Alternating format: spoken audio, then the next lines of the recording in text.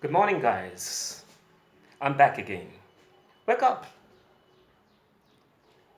I've already started the poem on Jennifer's Tiger by Adrian Rich. So I'm going to begin where I had left it earlier for. On Jennifer's fingers fluttering through her wool, fine even the ivory needle hard to pull. The massive weight of Uncle's wedding band sets heavily upon Aunt Jennifer's hand. The poet is saying here, since Aunt Jennifer never had a happy married life, and because of which her self confidence had badly been battered, shattered. Her self confidence had completely been lost about, and which is why, even to pull a ivory embroidery needle, which is very thin and delicate, she found it difficult to pull through. Her fingers, her hands would be fluttering, shaking. The massive weight of Uncle's wedding band sits heavily upon Aunt Jennifer's hand. The wedding band, which symbolizes love, affection, a sacred bond, but here it had turned out to be a symbol of oppression, hardship, torture, atrocity, abuse. And which is why it appeared to be sitting heavily, encircle her around, entrapped her into around her wrist. Because it almost like even if she wanted to take it off, remove it off, she couldn't. And which is what a thing that was supposed to be a symbol of love and affection had turned out to be a symbol of hardship and abuse, oppression.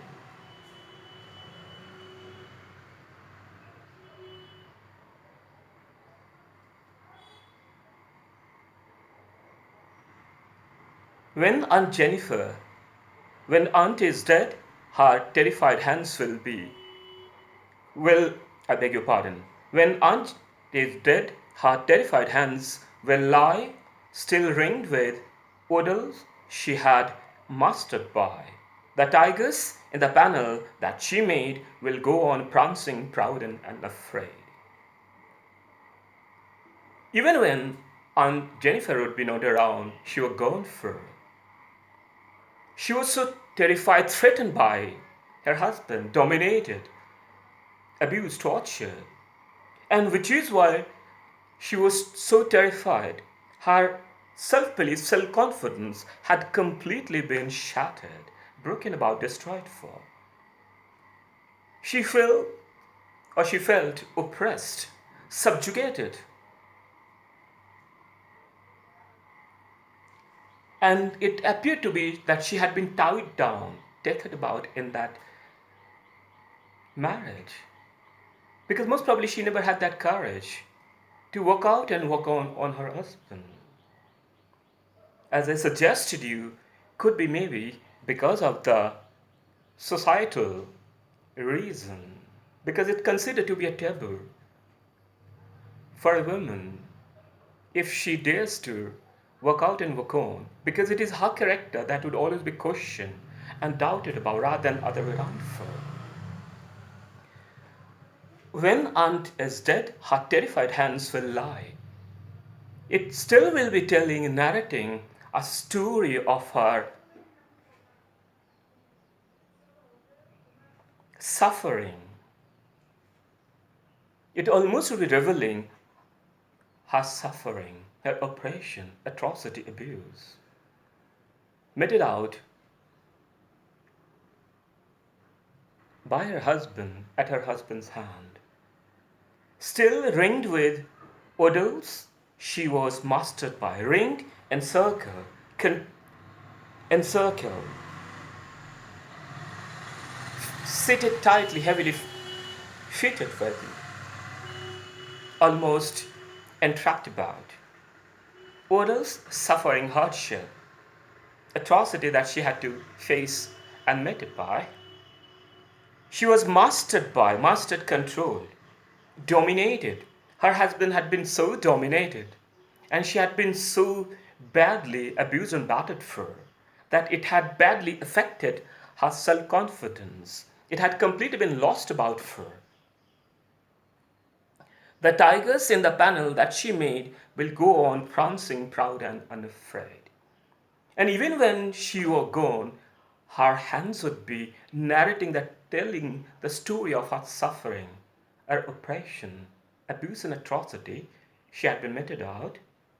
Whereas, in sharp contrast, the tiger that she had made on the embroidery panel would always be prancing about, moving about confidently, oozing with self confidence, self belief, fearless, bold, brave, proud, and dignified. That's exactly the kind of attributes she always wanted to have longed for, and which was why most probably she had chosen tigers as the motive for her embroidery panel. Because she always longed to be fearless, dignified, bold, having that deep sense of self belief and self confidence. And the tigers, if they would be moving about fearlessly, because they had the self belief system, they have that belief system in their ability, their physical capacity, their mental ability, physical capacity, they are powerful, sharp, extremely agile, confident.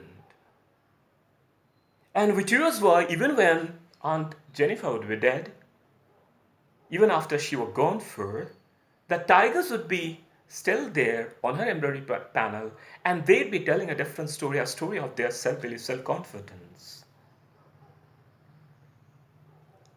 And they had that sense of certainty. They're so certain about themselves, their power, their strength, their physical ability, mental ability, I beg your pardon, and physical capacity. So they would always be doing the way she had depicted them on the embroidery panel. Will go prancing, proud and unafraid.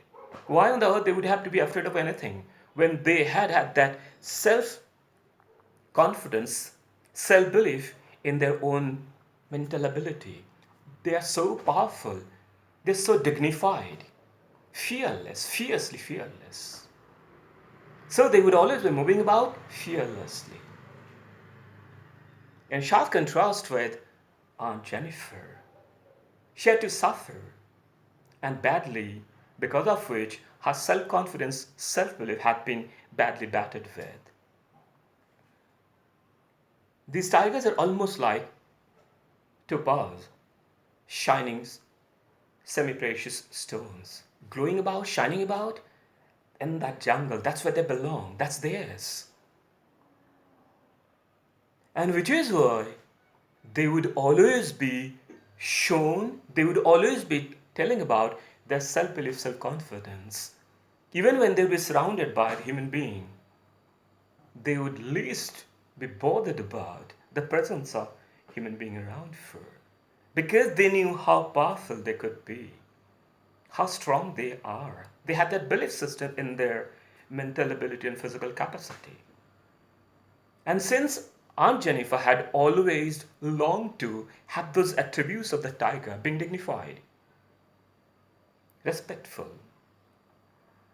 extremely fearlessly bold, proud of herself, but since she never had, and because of which she preferred to imagine herself through those tigers, and which was why she most probably must have chosen those tigers to show them in the right light. I think that's it for today. Thank you so much.